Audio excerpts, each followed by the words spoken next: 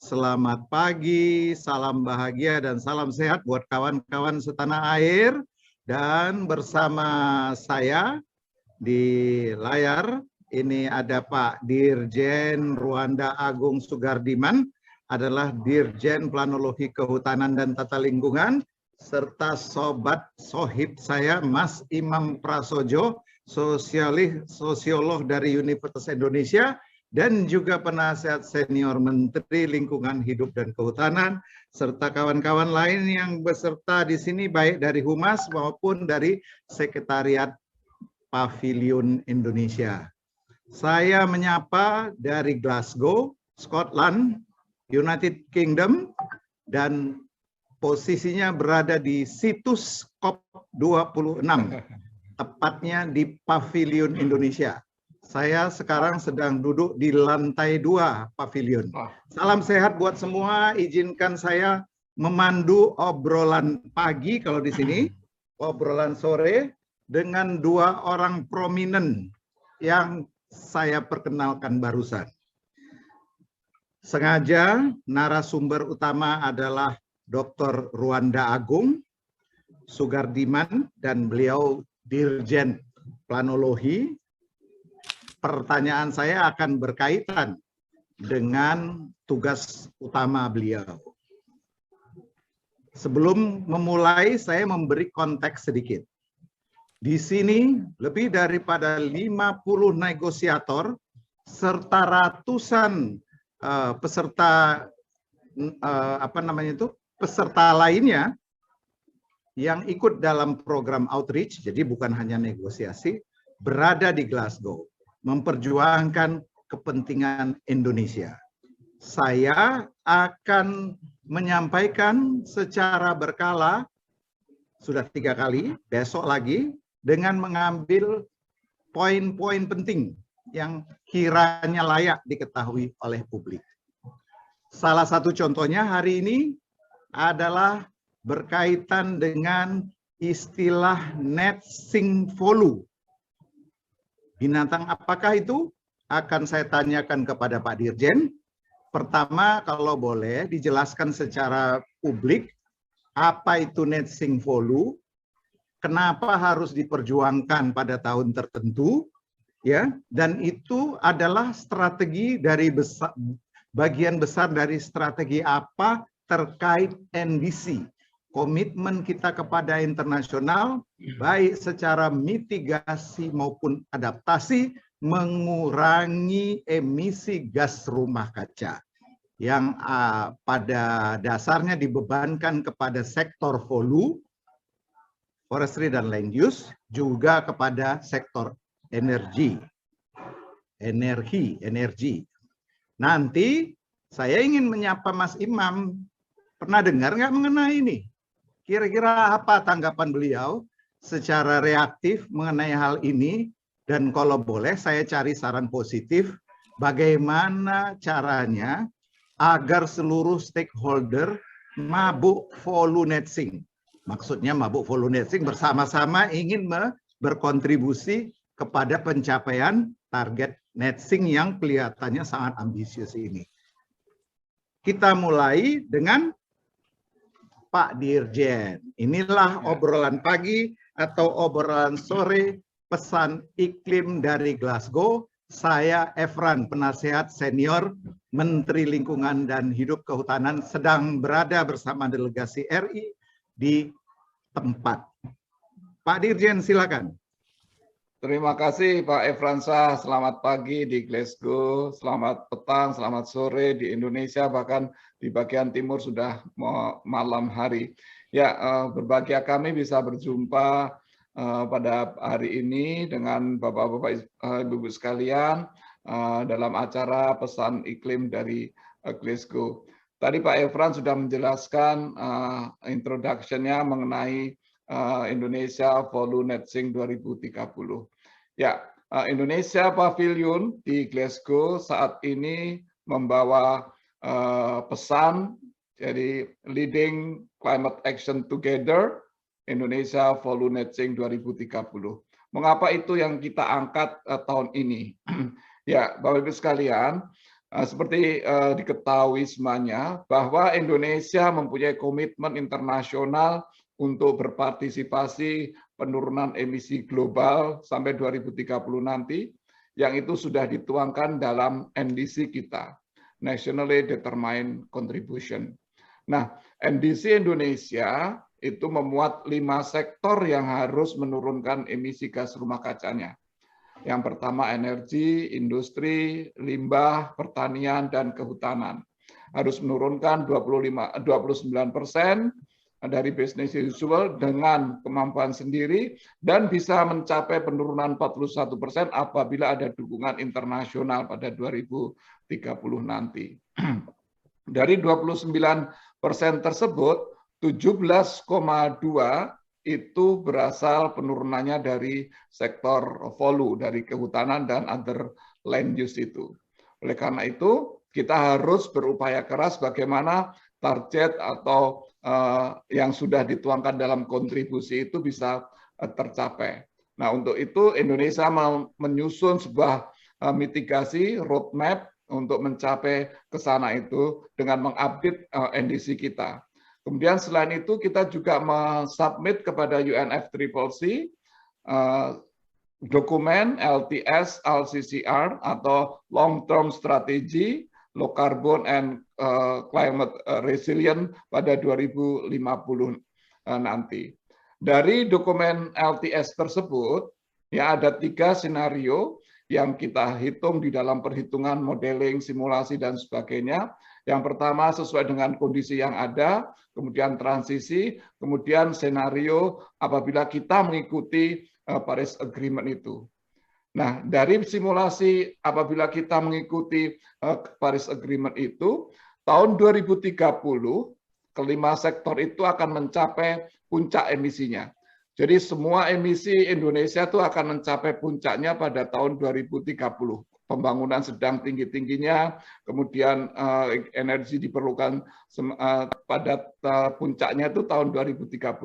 Tetapi pada tahun 2030 itu juga sektor kehutanan, forestry dan other land use itu mencapai tingkat absorpsi atau sekuestrasi emisi yang terbesar juga.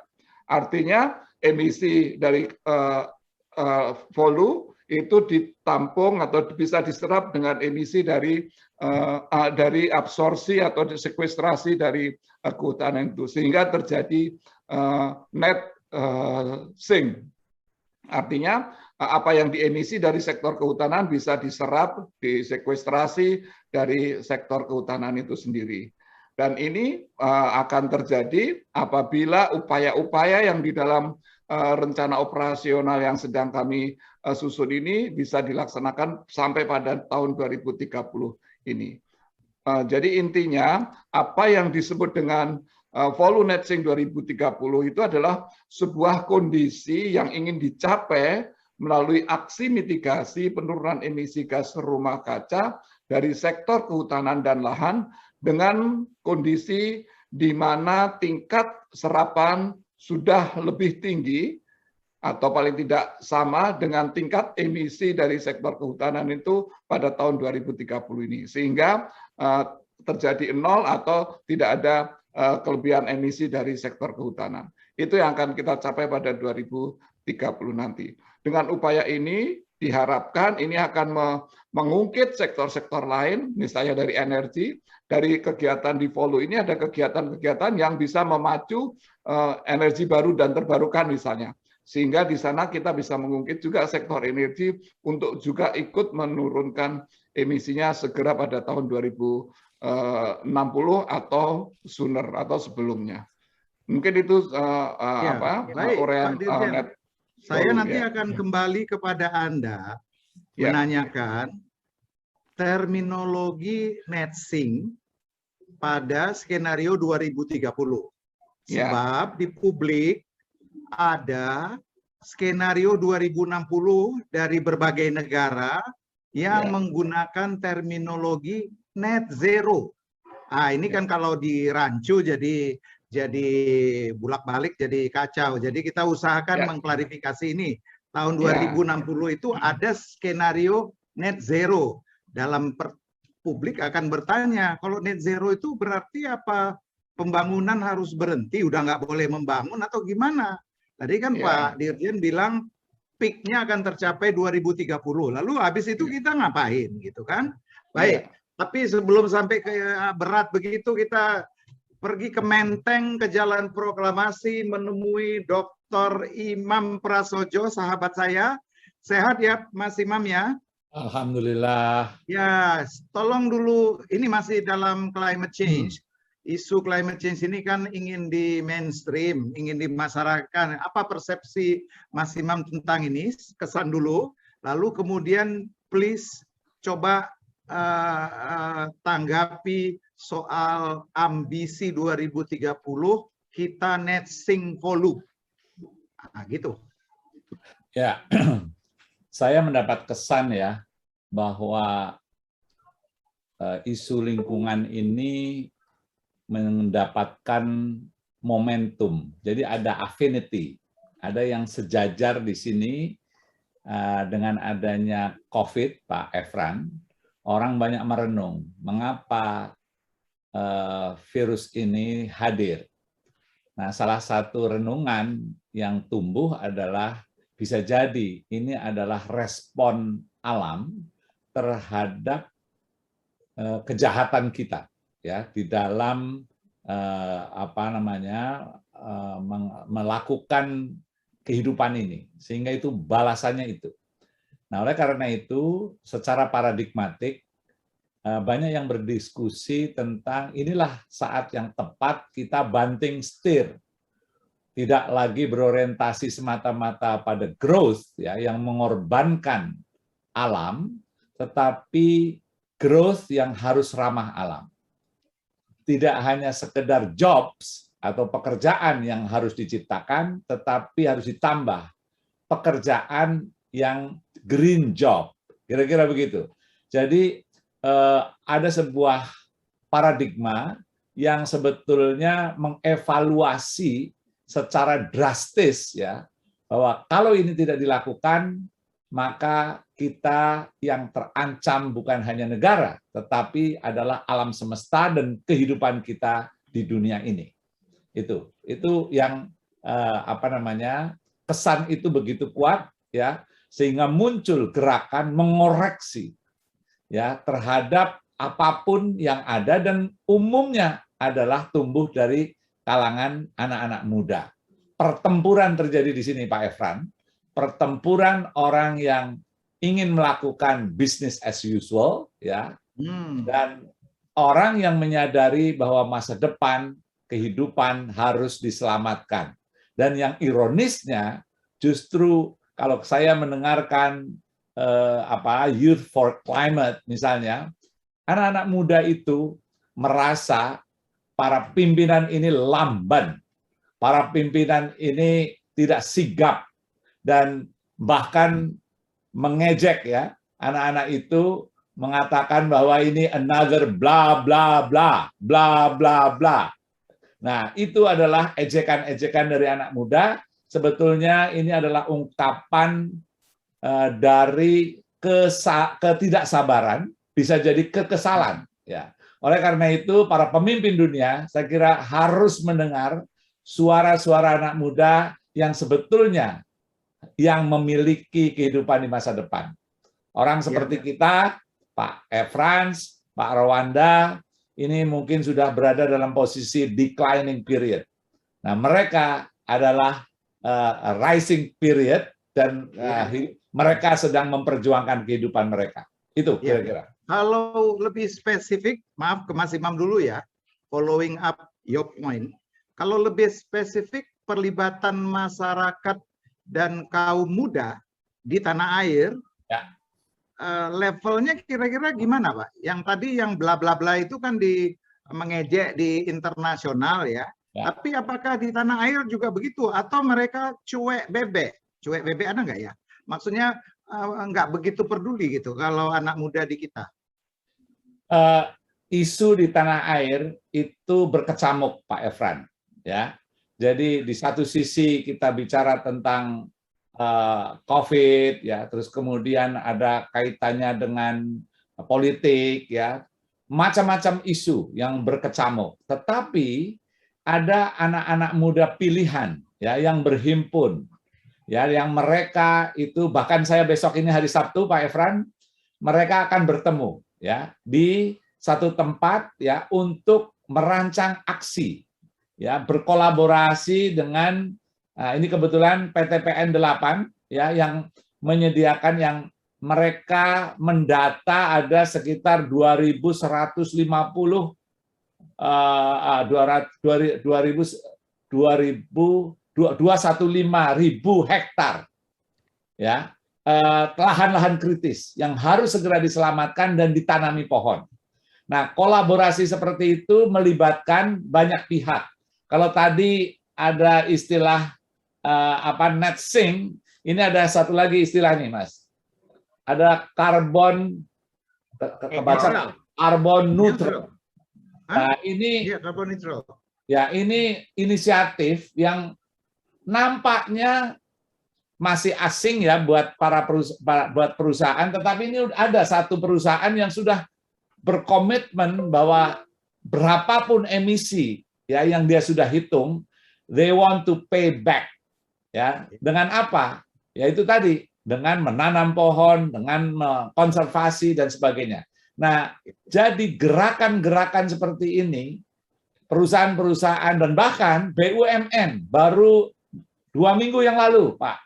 Ini kelihatannya tahun depan, Pak Ruanda, mereka akan menghimpun semua kekuatan CSR mereka untuk agenda 3. Pertama adalah pendidikan, kedua adalah lingkungan, dan yang ketiga adalah UMKM. Jadi nggak mungkin kita itu menyelamatkan bumi tanpa menyelamatkan perut. Makanya UMKM masuk. Tetapi pada saat yang sama, tidak mungkin paradigma ini akan berubah tanpa ada pendidikan, paradigm shift. Ya, cara berpikir kita harus berubah. Nah, kalau seandainya komitmen seperti itu muncul di semua lini dan tidak berbenturan ya secara politik ya, tidak berbenturan dengan kepentingan-kepentingan lain, saya kira masa depan kita lebih cerah. Baik, saya kembali ke Pak Dirjen. Ini ya, dipicu oleh Mas Imam, saya tambah satu istilah untuk dijelaskan. Tadi kan net sink volume, lalu net zero, sekarang carbon neutral. Nah, ini harus dijelaskan. Jadi kita kan berusaha untuk mencerahkan publik karena kita berada di center of the issue. Tolong Pak. Ya, terima kasih Pak Efran. Ya, mungkin simplifikasinya seperti ini Pak Efran, Pak Imam dan rekan-rekan semuanya. Kalau kita punya gaji, ya, gaji kita zero dengan gaji kita net zero kan beda Pak. Gaji kita net zero itu setelah dikurangi pengeluaran, ternyata gaji kita 0 bulan ini. Nah, kalau gaji kita zero artinya apa? Kita tidak mempunyai gaji, kan seperti itu. Jadi intinya kita boleh beremisi, tetapi harus diimbangi dengan penanaman pohon, ya, kemudian penyerapan yang baik, kebakaran dikurangi, kan seperti itu. Artinya kita masih boleh melakukan penebangan untuk deforestasi untuk pembangunan, tetapi diminimalkan serendah-rendahnya. Ini ada manualnya yang kita susun sehingga kita betul-betul tadi itu mencapai net zero-nya itu. Kalau carbon neutral sebetulnya sama saja Pak. Netral artinya yang dikeluarkan dengan yang diserap itu seimbang sehingga terjadi netral itu. Nah, tadi pertanyaan yang pertama tadi, ada di dunia kita sebutkan volume 2030, sementara di dunia harus net zero emission 2050, sementara Indonesia 2060. Bapak Ibu sekalian, seperti yang disampaikan Bu Menteri di beberapa kesempatan, terakhir kemarin di University of Glasgow, bahwa pembangunan di Eropa, Amerika, mereka pembangunan infrastruktur besar-besaran itu mereka sudah selesai tahun 1970 atau 80. Artinya sudah 40 tahun yang lalu mereka selesai dengan infrastrukturnya. Sementara kita sedang membangun infrastruktur yang besar-besaran. Kalau tiba-tiba kita diminta untuk end of deforestation, kan tidak mungkin. Artinya pembangunan akan berhenti untuk misalnya banyak jalan-jalan kita yang masih belum terhubung karena memasuki kawasan hutan dan sebagainya. Dan ini akan menjadi handicap kita untuk membangun lebih lanjut. Dari sektor energi misalnya, kebutuhan energi per kapita di Indonesia dan di sini di Eropa, coba Pak Efran kalau tinggal di apartemen itu setrikaan wattnya 2000 Pak, kita hanya 600 atau 700. Kemudian kulkas, magnetron dan sebagainya. Mereka perlu electricity yang luar biasa besarnya. Sementara kita untuk rumah tangga itu 1.300 atau 2.200 watt itu per keluarga. Artinya masih jauh dari yang dinamakan sejahtera yang disebut oleh orang Eropa atau Amerika itu. Nah, kalau kita harus menurunkan emisi dari sektor energi tahun 2050, artinya industri dan sebagainya akan kolab, perekonomian akan kolab. Oleh karena itu, di sektor kehutanan kita berupaya tahun 2030 kita bisa net sink, tetapi di sektor energi Indonesia baru bisa netral atau bisa net sink itu 2060 atau sooner. Nah, ini tergantung dari dukungan internasional, misalnya inovasi, teknologi, capacity building, yang sedang kita bicarakan, kita negosiasikan di COP saat ini itu. Itu Pak ya. Baik. Waktunya habis karena obrolan kita di jadwal 30 menit. Saya harus bertugas ke bawah karena banyak sesi-sesi yang perlu dimoderatorin. Tenaga kita terbatas, tapi saya mau melaporkan. Ini makanya cross-check dengan Mas Imam. Kalau dari segi penglibatan civil society, CSO, lalu pelibatan private, BUMN, itu kalau lihat di Glasgow ini, mereka ramai sekali datang dan sudah menyatakan, bukan hanya datang rame-rame gitu, tapi menyatakan komitmen, semuanya mau mendukung NDC. Bahkan tiap pihak itu menyiapkan roadmap masing-masing, apanya yang mau didukung gitu. Nah, mereka ada target. Kalau dari situ sangat menggembirakan Mas Imam. Nah, pertanyaan saya terakhir karena waktunya nggak ada kalau 1 menit ya. Kita di tanah air bagusnya melakukan apa yang urgent gitu loh, secara prioritas. 1, 2, 3 Mas. Menurut saya kita punya champion-champion, Pak Rawanda, Pak Efran ya. Champion, oke. Menghimpun champion-champion ini adalah sesuatu keharusan. Tanpa itu tenaga kita nggak akan mungkin. Akan mendorong itu semua. Kemudian yang kedua, kita harus merancang sebuah konsep yang kuat, ya, yang memberikan wadah terhadap champion itu untuk bergerak, dan itu ada payungnya. Misalnya kita memperkenalkan, ya walaupun tadi Pak Rawanda mengatakan bahwa kita nggak mungkin pembangunan itu di-stop, misalnya. Tetapi pembangunannya harus beda dengan apa yang sudah dilakukan. Jadi konsep misalnya green city, green village, green house, green market, ya itu harus diperjelas dan dipertegas.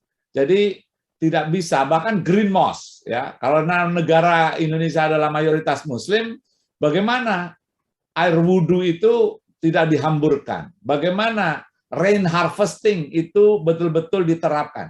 Jadi detail.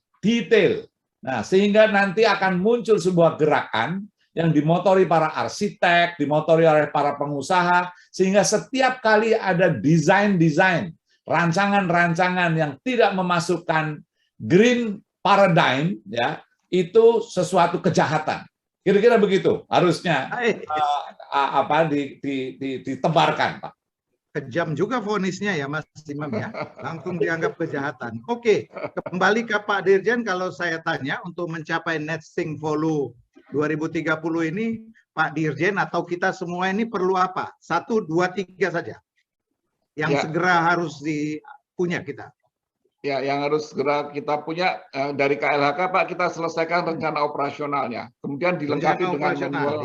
Ya, kita lengkapi dengan manual-manual dan guideline. Misalnya, bagaimana kita mengendalikan karhutla ini yang agar tetap terus turun. Ini harus dilengkapi dengan manual yang bisa dikerjakan di tingkat tapak. Intinya itu. Jadi jangan hanya bernegosiasi di internasional dan membuat peraturan regulasi di nasional, tetapi semuanya itu harus bisa dikerjakan di tingkat tapak. Itu yang sedang kami susun. Ya.